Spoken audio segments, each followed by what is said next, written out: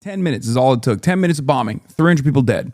Disgusting. And while the Israeli strikes have slowed, those strikes are ongoing, particularly in the south. In fact, we have seen new video of a strike just yesterday in Kfar Joz. Now, Israel says that it has been targeting Hezbollah, but residents and also emergency services here say that they have been targeting residential areas. And I can. All right. But yeah, okay. So let's get started. U.S.-Iran ceasefire talks. What's at stake? Good morning, America, ABC News. Let's get started there. Vice President Vance is doing talks with the Iranian leadership, and who knows where it'll go. Also, there's Viktor Orban's final day potentially in office, right? Isn't that happening today? There's elections in Hungary, right? So we'll see. I mean, Vice President JD Vance tried very hard to try to engineer. The elections are tomorrow. Sorry. He tried very hard to engineer the elections, right? Doing his very best. And I genuinely feel like even in a place like Hungary, that is most likely going to backfire. Even if this is an important test to see like how resilient the anti-America hatred is in one of the most pro-America administration in the EU, obviously, and overall a country that has like voted him back into office. So therefore, stands the reason that it's one of the more pro-America countries in the European Union. So we shall see if there's like a Mark Carney style situation here where the opposition wins just on the virtues of how much they despise the United States of America and any affiliations with the United States of America. His day meeting with the Prime Minister of Pakistan, who has played a key role in getting the U.S. and Iran to a ceasefire and to the negotiating table. But there are now big issues to hammer out to reach a peace agreement. This morning, Vice President JD Vance touching down in Pakistan for the high-stakes talks between the U.S. and Iran, aimed at reaching an agreement to end the now 6-week war. Vance greeted by Pakistani officials upon arrival, leading the U.S. delegation, which also consists of Special Envoy Steve Witkoff and the president's son-in-law, Jared Kushner. Before he took off for Islamabad, the vice president speaking to reporters. If the Iranians are willing to negotiate in good faith, we're certainly willing to extend the open hand. If they're going to try to play us, then they're going to find that the negotiating team is not that receptive. God, he sucks so much. I can't get over it, man. He's on Ozempic too now, for sure. You can tell. Edinger Mentum posted like a unearthed old JD relic from 2019, and he was just as repulsive back then.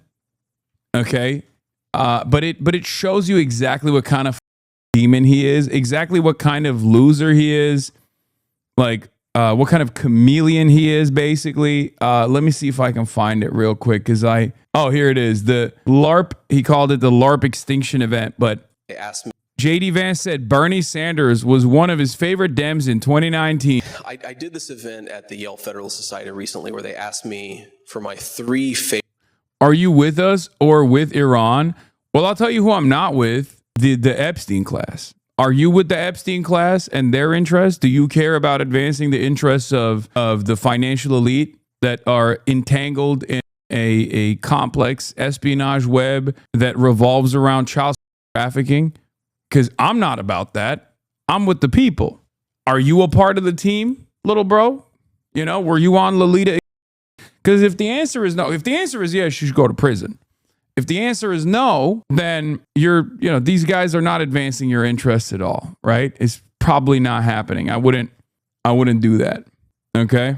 Have you ever done a deep dive into Lula on stream? I think it would be a good example in this coming election cycle.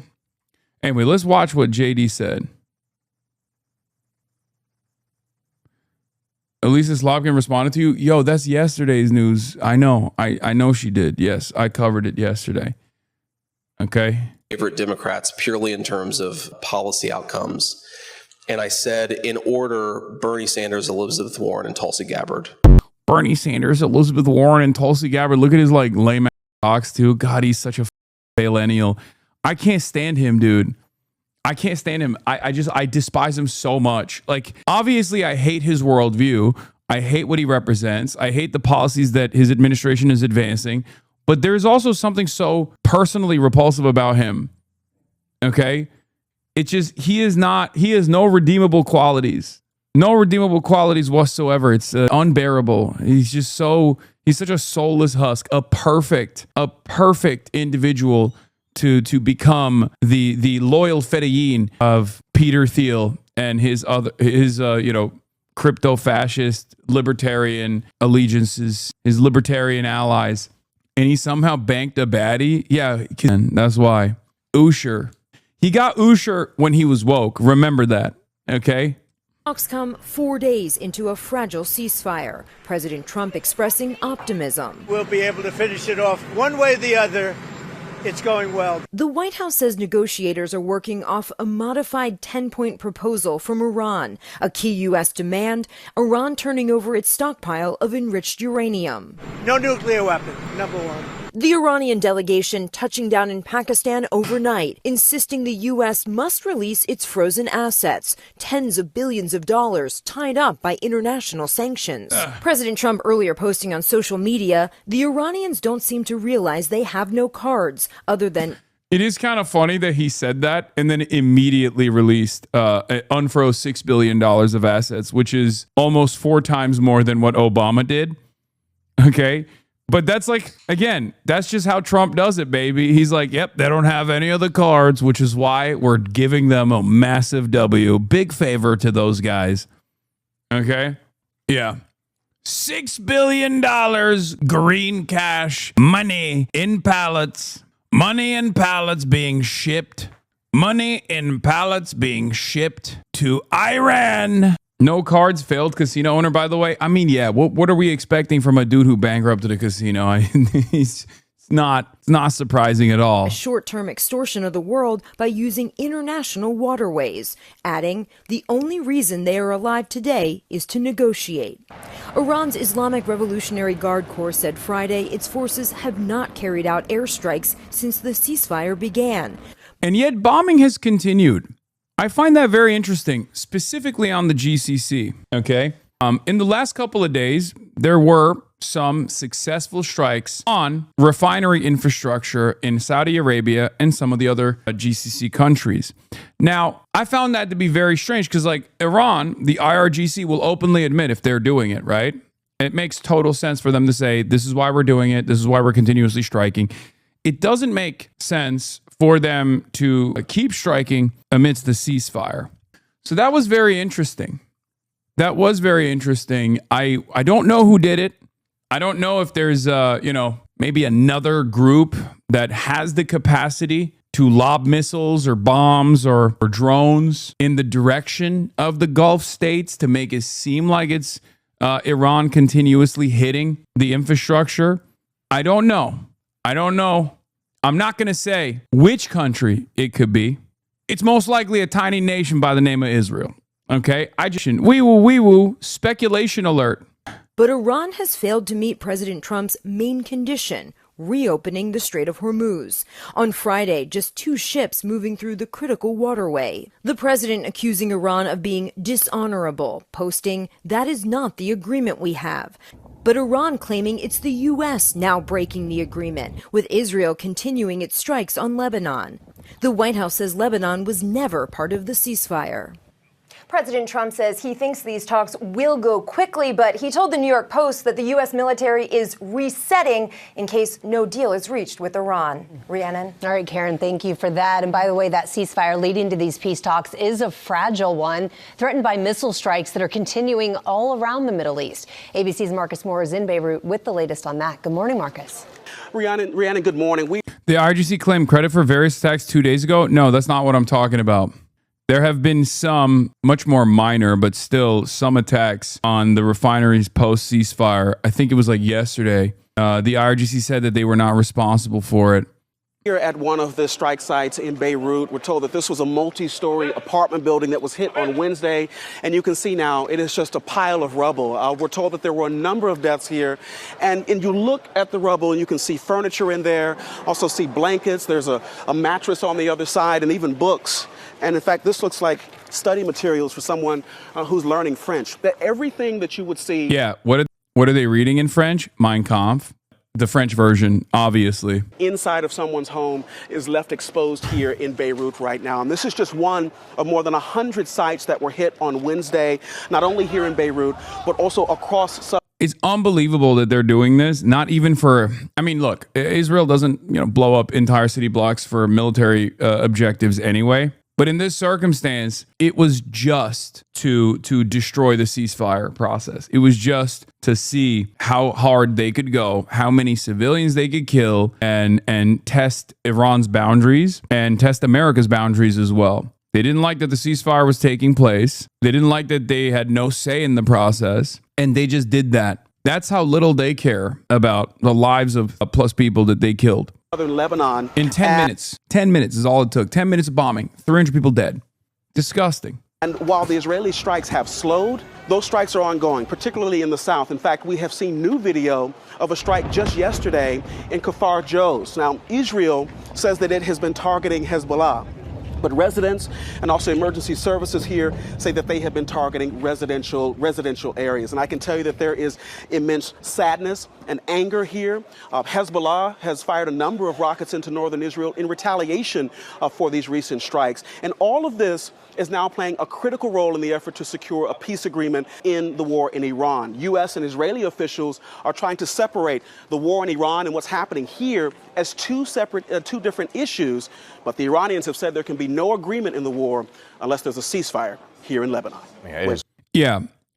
As I explained to you yesterday extensively, the Lebanese government is basically doing a Vichy France style deal with Israel. They're absolutely refusing to protect their own citizens with the hopes that Israel will just leave them intact, with the hopes that they can potentially stave off civil war. Ironically enough, by my assessment, this collaboration with Israel, as Israel is killing hundreds of civilians, as Israel is taking over Lebanese territory, Lebanese villages in South Lebanon, is most likely going to lead to some kind of internal strife and a civil war.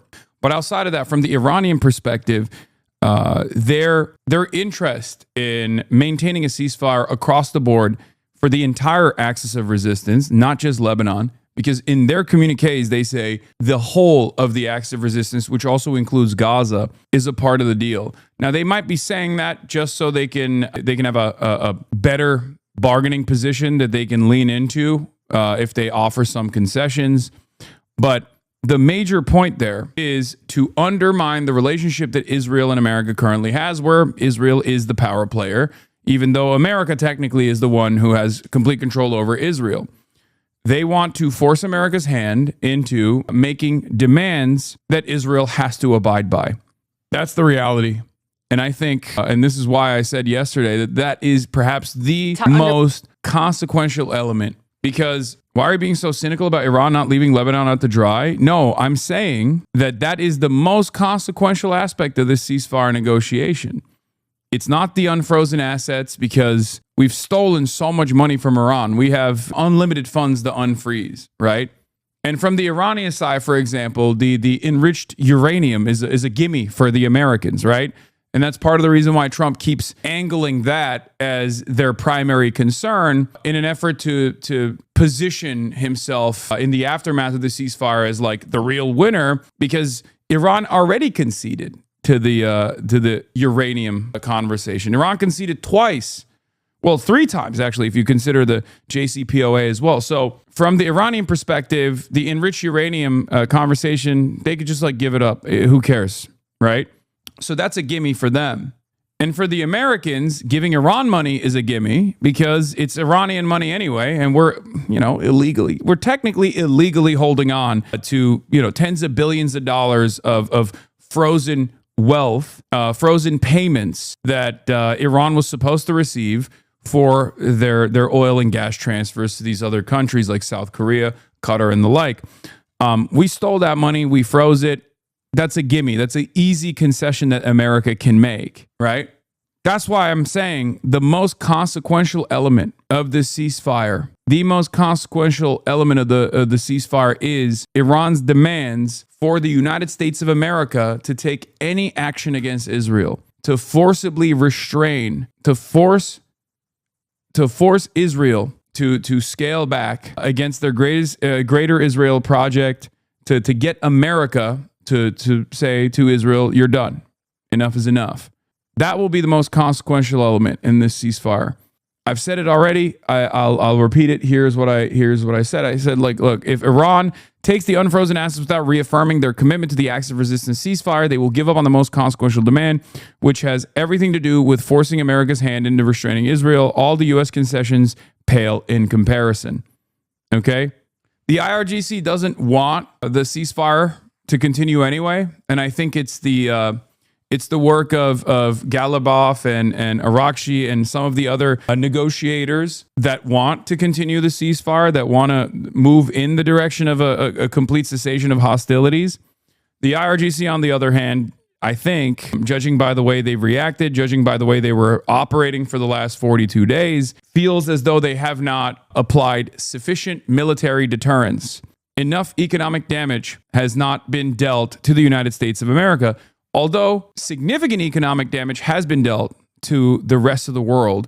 And that's precisely the reason why America wanted to put forth this ceasefire proposal and tapped Pakistan to do so. And like I've said, I do believe that China is probably playing a role here as well, urging Iran to take a deal, because you know how China is. They want stability. Way this morning to shore up the ceasefire agreement between the United States and Iran exactly 6 weeks after the war in the Middle East began. Vice President JD Vance is leading the U.S. delegation to the talks in Islamabad, Pakistan. He's joined by President Trump's son-in-law, Jared Kushner, and Special Envoy Steve Witkoff. Imtiaz Tayyab is in Islamabad. Imtiaz, good morning. Good morning. Well, these are the highest level and frankly highest stakes talks between the U.S. and Iran in many years. And after 6 weeks of brutal war, which has spread across the region, killing thousands and hitting the global economy hard, the distrust between both. Are you suggesting that the USA made the ceasefire to save the economy of other countries? I mean, oil and gas disrupts all markets. So saving the global economy is also technically to save the American economy as well. Like, a little bit of instability, a little bit of volatility is an opportunity for capital owners to make money. Too much volatility, on the other hand, and all of a sudden you have an inflation crisis. People can't purchase goods anymore. People can't even produce and manufacture goods, especially if we're talking about the Asian markets where a lot of this manufacturing is taking place. If they don't have this necessary resource, oil and gas, they're not capable of manufacturing goods at the same rate. All of a sudden, you have a real problem with inflation in the Western world as well. Because oil and gas is tied to, yes, fuel, food, plastics, medicine. Everything is run on oil. Okay, so there is no. I mean, America can try to shelter the worst consequences. America can shelter its population from the worst consequences. But at the end of the day, even if there's a delayed response, it will still absolutely have consequences, negative consequences on the American economy as well, because the entire financial system is designed with this intricate web where everything is interconnected. That's precisely the reason why you might think, well, we have, American companies that are based out of Silicon Valley, for example, and their profit centers are not going to be harmed. Iran can't touch, San Francisco. But guess what? Iran can blow up data centers in the UAE. Iran can blow up a AWS facility in Saudi Arabia, which they have, right? So because of the way that capitalism operates around the globe, a lot of these capital owners are still technically unsafe as long as there is an actor in the region, as long as there's a regional actor that's willing to punish profit centers, which Iran has done. This creates additional pressure for capital owners to make boss calls to Donald Trump and to demand a cessation of hostilities. You understand? So not only is oil and gas connected to the global economy, and there is obviously inelastic demand for it, you have to get it somehow. It doesn't matter, because if you don't have it, your grid fails. One example of that, I saw it with my own two eyes in Cuba, right? That's what happens when you are not allowed to receive any oil from neighboring countries. Your energy grid falls apart.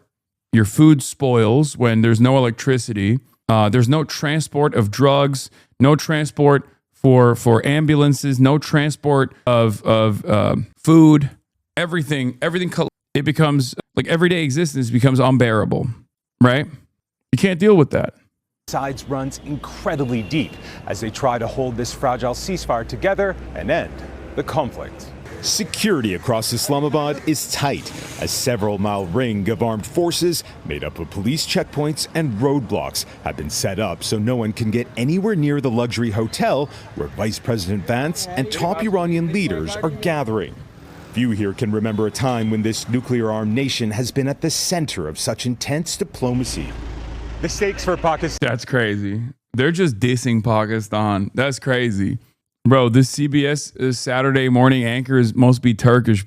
The way they're dissing Pakistan, they're like, who would have ever thought this country would ever be at the center of such serious diplomatic negotiations? I mean, do they even have the capacity to handle such a serious conversation? Damn, bro, chill. They're the table now, okay? We got to live with that. As a Turk, I have, a secret. I have the secret pride that every Turk has when Turkey is heavily involved in the diplomatic process. When Turkey plays the role of the table, we say, we are the table, okay? Sometimes we say, we are at the table, and sometimes we say, we are the table. But those days are long gone. It's now Pakistan that has become the table. And it's taking no chances. Getting the U.S. and Iran to talk after 6 weeks of brutal war has been no easy task. Iranian cities and military infrastructure have been bombed by American and Israeli forces, and Iran has retaliated by targeting Israel and Gulf states, hosting U.S. bases across the region, as well as critical energy infrastructure. Sybil Khan is a regional security analyst. Why is Pakistan the right place to hold these talks? Pakistan is a unique country that has really, at this moment, not always, at this moment, very good relations with all three actors. And also, Pakistan is not a complete outsider to this war. The gulf between the U.S. and Iran remains enormous. Even Tehran's preconditions. It is kind of funny when like a big part of the media analysis here is like, why the f- are we doing this in Pakistan? Okay. That's kind of crazy that like they had to go and find an analyst to answer the question that's on everyone's minds. Why Islamabad? Why Pakistan? For the talks, a ceasefire in Lebanon, and the unfreezing of billions of dollars of Iranian assets show just how far apart Washington and Tehran are. The biggest and oldest issue, Iran's nuclear program, remains a core matter. But a new sticking point, the vital Strait of Hormuz, is now one of the key. It's because of this? When I will grow up, I will be an army and save Pakistan and destroy India. Strong army, whoa! Great! I love that video, man. Oh, God. This is the reason. This is the reason why Pakistan is at the table. Turkey's got no children like that on camera, you know? Issues, with President Trump warning if Iran doesn't reopen the strait, will restart. Do you think this is the beginning of the end of this war or the potential of it restarting again? I think it's the beginning of the end of this phase of war. Whether it's going to translate to a long-term peace, I'm still skeptical about it. And during the last two rounds of active negotiations between the U.S. and Iran, Iran found itself on the receiving end of American and Israeli strikes. Now, Tehran wants guarantees that won't happen again, while Washington has major demands of its own. Few believe the core issues will be resolved here. And given how fragile the situation is, most here seem happy to simply see this ceasefire survive. Kelly. With correspondents standing by for us in Tehran and Islamabad, but let's begin in Pakistan, where those talks are taking place with our correspondent, Osama bin Javed. So, Osama, the Americans and the Iranians are in the same room. They were, I understand, supposed to be in separate rooms, passing messages. For the record, JD Vance's appearance at the ceasefire negotiations also is more proof of the amount of unbelievable leverage Iran holds over the United States of America, because America has so far exclusively sent Steve Witkoff and Jared Kushner, right? I don't think that Iran believes that JD Vance is actually going to be like an anti-war voice inside of the admin. Maybe they do. I hope they don't, right? But maybe they do. Maybe they actually believe the memes, right? Because they are boomers after all. They're chud boomers. Yeah, they might be very well read, very well educated, and certainly understand negotiations, diplomacy, but they might still have some relic ideals like boomer idealism, where they read like a CNN article and they're like, oh, JD Vance is the lone voice. I doubt it. I think the reason why they asked JD Vance to be there is to basically flex the amount of control they have over the negotiations process, even without the demands that they're putting forth, because this is not part of the 10-point process. This was just to even have a conversation. So for the very fact that they were capable of demanding and receiving JD Vance, the Vice President of the United States of America, in these negotiations, implies that America was willing to play ball. It shows the power dynamic at play. It shows how much leverage Iran truly has. Because under normal circumstances, if America was actually dominating Iran and Iran was begging for a ceasefire in the way that Trump has presented it, in the way that Pete Hegseth has presented it, when Iran says, oh, we're not coming to Islamabad unless JD Vance is there, they'd be like, F off. We're not sending the vice president, right? It could also be missile insurance, but I don't think Israel is capable of actually fighting against an enemy with a competent air force and the capacity to defend itself. So I doubt that they would try to lob missiles. At most, maybe some kind of espionage, some kind of infiltration. So I don't think that Israeli Air Force would want to go up against the Pakistani Air Force. And it's not even just memes, like straight up. They have a competent air defense system. They have a competent Air Force. Israel can only bomb uncontested civilian lands and murder babies and children. It's not even a joke. That's just straight up the only thing they're capable of doing. But ultimately, I think the JD Vance demand that America received and agreed to is a big step. It's a big step. It shows that Iran has tremendous leverage over this conversation. Between each other. Do we know how exactly the change to face-to-face talks came about? Wait, Pakistan also doesn't recognize Israeli passports? This passport is valid for all countries of the world except Israel? I thought it was just Malaysia. That's funny.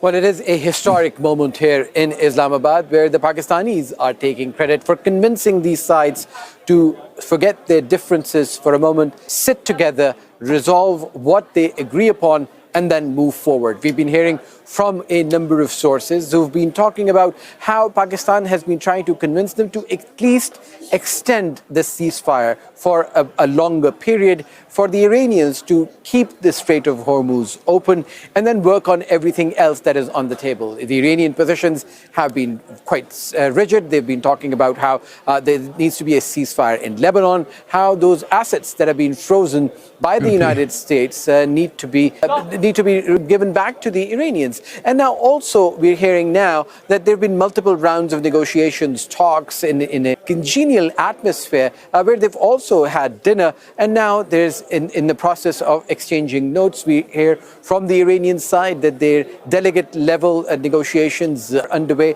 and they're going to continue to try and find avenues. One source has told us that there's a push from Pakistan to try and get at least another day, another round, another extension of these talks so they can come to some sort of a conclusive agreement. So far, that has not happened. And as you've been hearing from the Pakistani Prime Minister, this is make or break for lasting peace in the region. So Pakistani diplomats are saying they're still hopeful. They're trying to convince them to give more and to cede more ground. But it will all depend on both sides and their leaderships to figure out how they go about these talks, what will be the mechanism going forward. And now that they've started meeting face to face, can they continue doing that?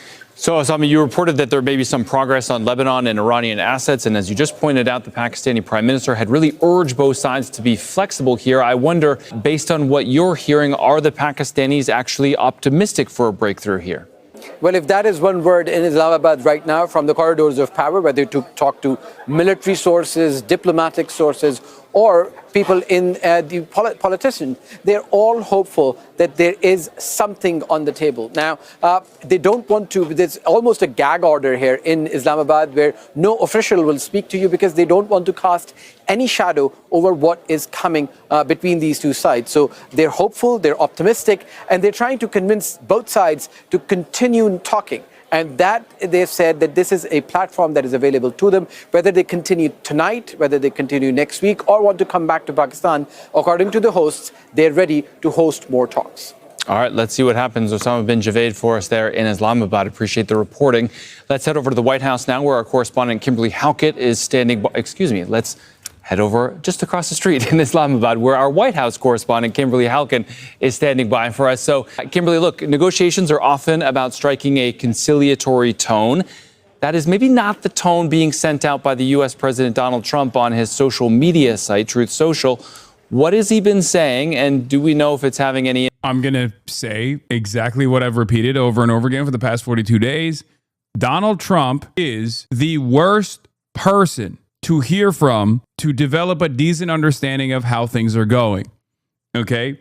And oftentimes I'll say, like, listen, Barack Ravid, for example, has utility, right? If you want to understand exactly what will happen next, don't listen to Barack Ravid. But if you want to understand like what the American side or the Israeli side wants you to hear, then yes, Barack Ravid is reliable, right? Reliable in like an inverse Kramer index kind of way. With Donald Trump, there is no utility whatsoever. There is no reverse Kramer index with Donald Trump's statements because it's just inconsistent. It's just inconsistent rambling. There is nothing. You can't even use him as an indicator. Because in one moment, he'll say he's going to nuclear first strike and do a holocaust of the Iranian population. And then a couple hours later, it's like, all right, ceasefire time, right? So he is deeply unstable and in a panic state, a chaos agent who doesn't know what his next move is. Like, he personally doesn't know what the next step is. He doesn't know what his next statement will look like. So it's precisely the reason why the worst person, he's like a cornered animal, and therefore the absolute worst person to hear from to try and develop an understanding of what will happen next.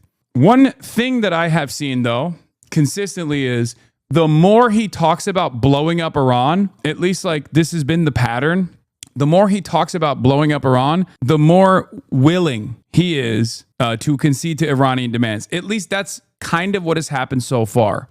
So if there's any sort of like reverse indicator that you can pull from his choice words, I suspect it's, his consistent agitation on the timeline, specifically on Truth Social, talking about, blowing up Iran. That means that they are going to concede to a lot of the demands that Iran is making. Impact on these talks. But again, I still caution you. I still urge caution here. Don't assume any sort of consistency whatsoever. Well, we're going to get to that in just a second because I want to show you what's behind me. If you can see off in the distance there, that building that has lights all along the top is the Serena Hotel, where these talks have been going on. And I should point out, and I have not been able to confirm this because I've been standing out here, but I am relying on Al Jazeera's live updates that the first phase of historic direct talks between the United States and Iran has now concluded. So what we know is that both sides are exchanging written text aimed at confirming they're on the same page on agreements reached in first round of direct in-person talks, obviously since 1970. And we should also point out that there are some sources who are reporting, again, I cannot personally confirm this, but I have been hearing this extensively. Why is Lebanon not called in for Lebanon and Israel are not a part of this process. Iran has placed Lebanese independence and the ceasefire in Lebanon on the table, and America is the country responsible for what Israel should and shouldn't do. What's the Lebanese government going to do? The Lebanese government has no power in this process at all. They have no control over their own fucking territorial boundaries. It's not a real state. It's not a real functioning state. It's a proxy. That there is an attempt to unfreeze some of the assets belonging to the Iranians, which we know was of a great desire. So that would be the breaking news that is just coming down, that these talks have concluded for now. The big question becomes, what happens next? Is there going to be a further round of discussions? Are they going to spend the night in the Serena Hotel and get back at it at breakfast? We simply don't know, because I'm finding out in real time, just like everybody else. But what I can tell you is that there is a real desire, given the fact that the U.S. Vice President has made the trip here, a lengthy one that involves not a direct flight, but a stop in Europe for refueling, that this is something that can be moved forward in terms of trying to iron out some of the big issues. For the United States, that looks like limiting Iran's ability to have a nuclear weapon and to get the Strait of Hormuz open. Now, again, we're going to have to dig with our sources to find out what was agreed upon in the hotel behind me there. But what I can tell you is that right now, the top line appears to be that the talks have concluded for the moment. And surely in the next couple of days, there's nothing more important on the vice president's schedule than these talks. But let's see where all this goes. Kimberly, we appreciate the reporting. And for more on this, I'm joined. So here are some negotiation updates as of 3 p.m. Eastern time from Dropsite News. Iran State TV says a third round of talks is set for tonight in Islamabad. Major disputes centered around the Strait of Hormuz. The Financial Times reports Iran has rejected a U.S. proposal for joint administration of the Strait. Iran insists on maintaining control over the Strait of Hormuz and imposing transit fees on ships, Financial Times writes, citing two informed sources. So I guess Donald Trump kind of threw that out there and was like, maybe we'll control it together. Who knows? But Iran is, of course, not going to accept that, especially considering that deal would require the toll fee to be collected in dollars. And obviously, the big reason for why Iran wants to collect these tolls is they want the toll collection to be unimpeded by the SWIFT system, by the dollar system, which has routinely played a role in destroying their economy. America has dominated Iran economically because of the petrodollar. I don't think that they will concede on that front. Even that concession, however, even if Iran was like, sure, we'll do a toll collection system in a tandem with the United States, that would be still an unbelievable loss for the United States of America. But given the leverage that they do have, I don't think they have to abide by that standard at all. A source close to Iran's team told Fars the U.S. is making excessive demands, especially on Hormuz and other issues. The source said ideas the U.S. failed to impose during weeks of war are now being pushed in the negotiations. So it kind of feels like they're going back to business as usual. This is exactly what they did with Hamas. If you recall, America would consistently tell Hamas, the Politburo, that they're willing to concede on certain demands being made, and then Israel would spoil the deal last second, or would just add like increasingly ridiculous demands, poison pill provisions to destroy any attempts at a ceasefire. Obviously, this situation is a little bit different because with Hamas, Israel was capable of dominating and conducting a genocide and dominating militarily, whereas in this circumstance, Iran has far more leverage than the United States of America does, right? Similarly, reports excessive U.S. demands are obstructing progress despite the move to text exchanges. Iran says it is determined to protect its gains. The recap is direct negotiations between Iran and the United States took place at the Serena Hotel in Islamabad after both delegations met separately with the Pakistani Prime Minister Shehbaz Sharif. According to state-linked media, Iran agreed to enter the talks after the U.S. accepted the release of frozen Iranian assets, and Israel agreed to scale back strikes from Beirut to southern Lebanon. Is a unnecessary concession from the Iranian side, by the way, as I said. And this is my worry. My worry is that they can bribe Iran into taking a bad deal, right? Sharif. Okay. Because Israel is determined to ruin the ceasefire, and the primary goal here is to drive a wedge between Israel and America. Okay? Can you finish the content, Nuke, instead of cover the news, please? Yeah, probably not going to happen today, chatter. But let's continue. There's 8 full hours of my coverage on that, if you want to go watch it. Japanese soldiers still fighting for 34 years? Yeah, long after the war has ended. Respect. Man is committed to the continuation of drama slop amidst like world-changing negotiations taking place. I have to respect that a little bit, especially considering that we have possible real-world nukes in play. And this guy's like, well, what about this drama nuke? That's like, what, almost 2 years old at this point. I mean, it's been a year old. It's officially a year old. Anyway, According to state-linked media, Iran agreed to enter talks after the U.S. accepted the release of frozen Iranian assets, and Israel agreed to scale back strikes from Beirut to southern Lebanon, which Tehran views as a partial progress on the Lebanon ceasefire commitment. It's not. It's not at all. U.S. has not publicly confirmed the assets being unfrozen. Iran made it clear it still holds the U.S. responsible for compelling Israel to fully comply to its preconditions, state media reported. The talks have today moved through several phases, opening high-level discussions, a break for expert-level committee work, and a resumption with specialized delegations joining the main teams. Negotiations are structured across three committees: political, economic, and legal, with Foreign Minister Abbas Araghchi heading the political track, Central Bank Governor Abdul Nasser Hamadi on economics, and the Deputy Foreign Minister Kazem Garibabadi on legal matters for Iran. In-person talks have concluded for now, with both sides continuing to exchange written texts, according to Fars. Tasnim reports that while talks advance the text exchange phase, excessive demands by the U.S. have slowed and obstructed the process. The Strait of Hormuz remains the central point of dispute. The same was reported by the Financial Times. Iranian officials are reportedly adamant in that their military gains be preserved and national rights safeguarded. A source close to the Iranian delegation told Fars another round of talks is likely tonight or tomorrow. So that's where we're at. Okay. How did you pronounce Garibabadi? Fast, but not Sharif? Okay. Anyway.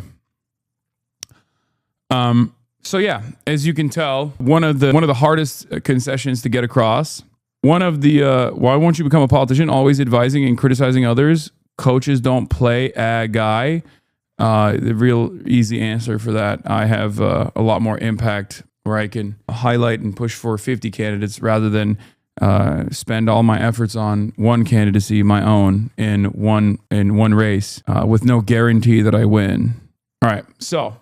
Let's continue. In the studio by our military analyst Sean Bell and Middle East commentator Tara. What is this? They're doing this for Spain? So we were just hearing from Dom all that's happening in.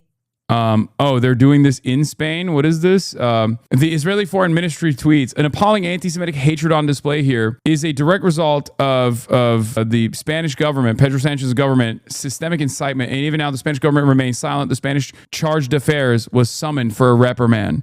You know what's funny about this is like doing an effigy for Benjamin Netanyahu and blowing it up is classic.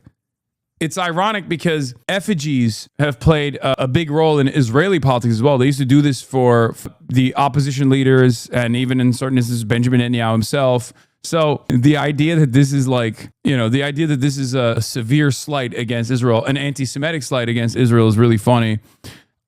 This person says, an effigy bothers you? You've been burning real children for 3 years. No one gives a shit about feelings. Exactly. Yeah, if you my war criminal, you're anti-Semitic. You're anti-Semitically not liking the modern version of Adolf Hitler. Sorry. How dare you? Iran and the U.S. began a new round of trilateral talks. Iranian state media reported. Fars News is saying it may be the last opportunity in this round due to U.S. demands. It's currently 1 a.m. in Pakistan. Yeah, so I keep stressing this over and over again, but the number one demand and the toughest one to achieve from the Iranian side is trying to get America to rein in Israel. Okay. Now, in a normal world, this should not be that tough of a demand at all because America is the senior partner in this coalition. Okay. For all intents and purposes, America could make one fucking call and stop Israel altogether. That's just the reality. That has not changed. That certainly has not changed since Joe Biden, and it didn't change under Donald Trump either. Plenty of American presidents have actually done that singular phone call to rein in Israel. So, unfortunately, the dynamic has shifted a little bit. Although America still technically retains all control over whatever Israel chooses to do, America's not enforcing that or hasn't enforced that since the Obama era. Okay? The JCPOA was the last time the United States of America did something that was in their own interest as far as pursuing diplomacy with a foreign adversary such as Iran that Israel did not like. Since then, Donald Trump became president, Joe Biden became president after, and then Donald Trump came back again.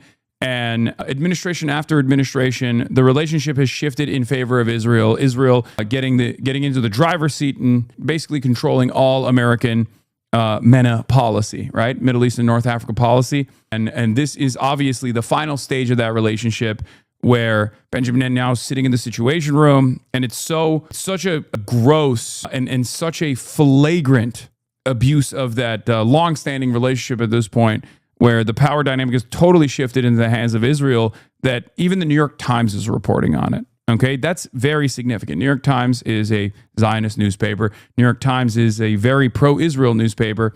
And it's the same New York Times that actually covered the internal dynamic.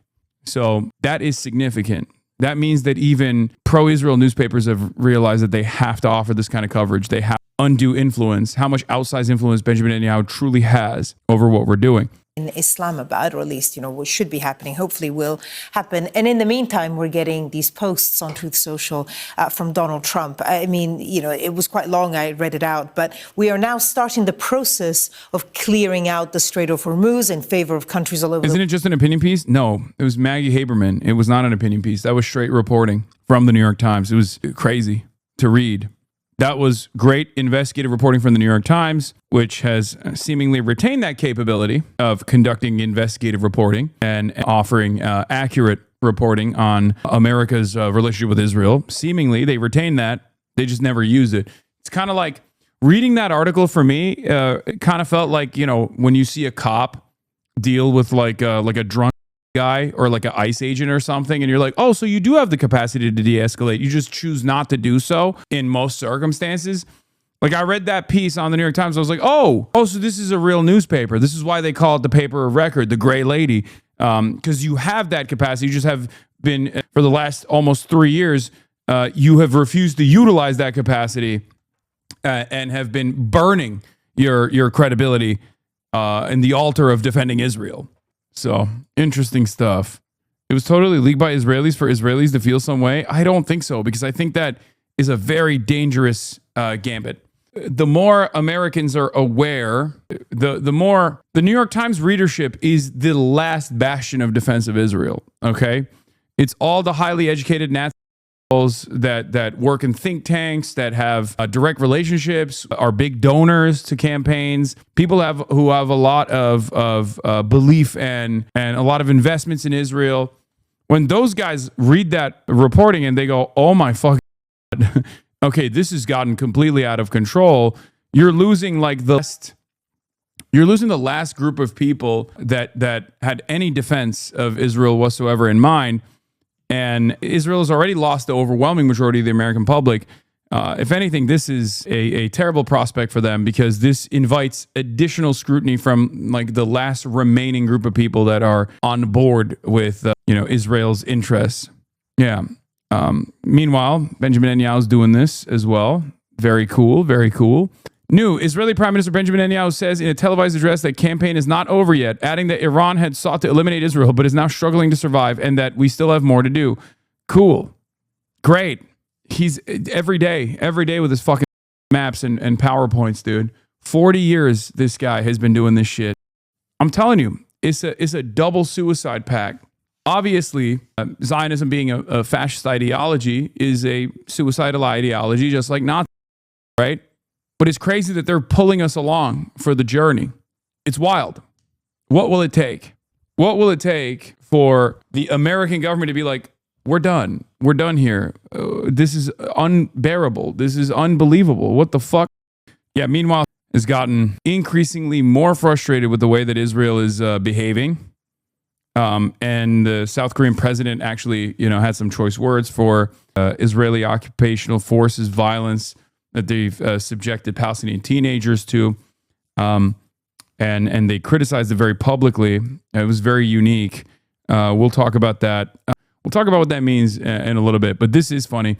Mark Ames reports on the United Arab Emirates not taking defeat well, retreating into wounded delusions of grandeur that could get dangerous. Here is Amjad Taha, an Emirati expert in strategic and political affairs. He says, as long as the UAE is not in Islamabad, JD Vance and the Islamic regime in Iran will fail in Pakistan. The UAE does not and will not accept the Islamic regime in Iran controlling access to the Strait of Hormuz, nor possessing nuclear weapons, ballistic missiles, drones, or any capabilities that threaten regional security. This regime must issue a formal apology to the UAE for its aggression, acknowledge its actions, provide full compensation for any harm caused to individuals and institutions, and guarantee non-repetition. Otherwise, what comes next will be devastating for this terrorist regime. I love this. I love this because you know what this kind of posturing reminds me of? I mean, this is coming from the most no motion ass junior partner that has been treated like, you know, a bullet magnet for the last 42 days. Like, Israel doesn't give a fuck about UAE. America doesn't give a fuck about UAE. Nobody gives a fuck about UAE, right? But it's really funny that they're like, no, you don't understand. Like, our revenge will be swift. Okay, it'll be. Now, what's funny is there's a reason why they're not, you know, at the table. Yeah, someone's able. The UAE is on the menu. Yes, and we don't give a fuck about you because you are dumb. To be honest, I don't know what this is. This is a Dubai chatter chiming in. Anyway, so obviously the UAE has no motion or no say in what takes place in the negotiations, right?